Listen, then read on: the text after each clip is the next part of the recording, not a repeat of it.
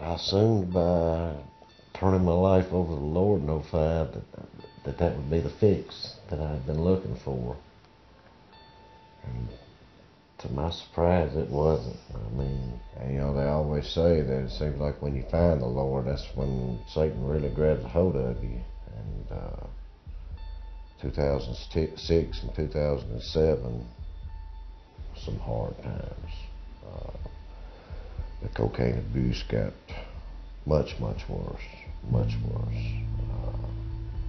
About $200 a day, to be honest with you. It just seems like Satan's power was so strong at that time that, I'd always felt I'd been on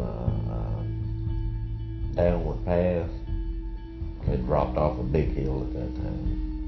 I began to find reasons not to be at home and not to be around my family.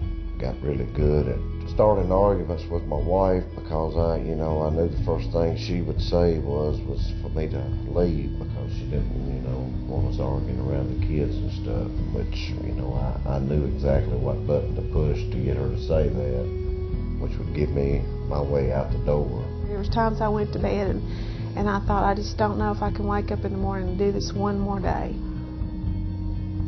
So I would pray for strength, and the next day I would wake up and I would feel like I could get through that day. And I did. And there was a lot of those days. I just went on a path of destruction. And, I know it got so bad that I was actually using an ounce of cocaine a week. In the beginning, I prayed that he would break Bobby down and build him back up. So be careful what you pray for, because we spent years before he made it to this point, and it wasn't easy. And there's plenty of times I thought about leaving, and there was lots of times that people would say, well, you can go find someone else. You can find somebody that would treat you better, and why do you put up with that? You should just leave.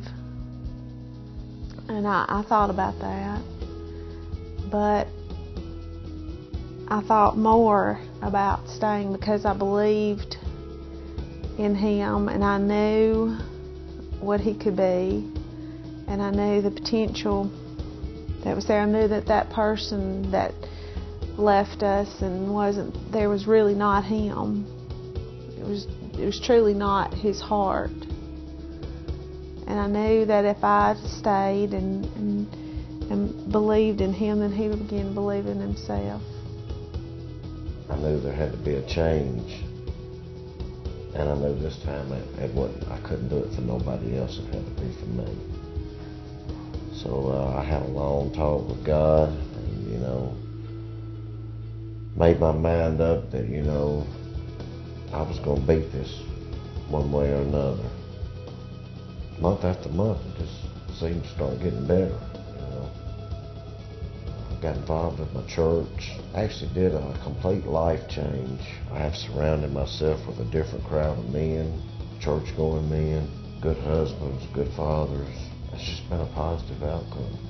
He's just different in the way he talks and acts. And the best part about having him back is I don't have to worry if I'm going to get a phone call and they tell me that he's dead, because that's what I thought would happen. He would be dead without God, because I would have killed him or the drugs. No, we couldn't have made it without God. We would not be here.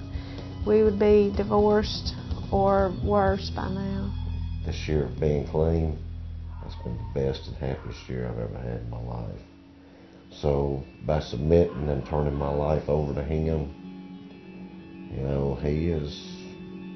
he's guided me through what I needed to get through in my life. And every day's not perfect. We don't live in a perfect world. I mean, we still have our differences, but from where we were this time a year and a half ago to where we are now, it's amazing. And it's God's will. I mean, there's just no other way to say it, It's by his grace that I'm alive, and that, I still have my wife and family and my health.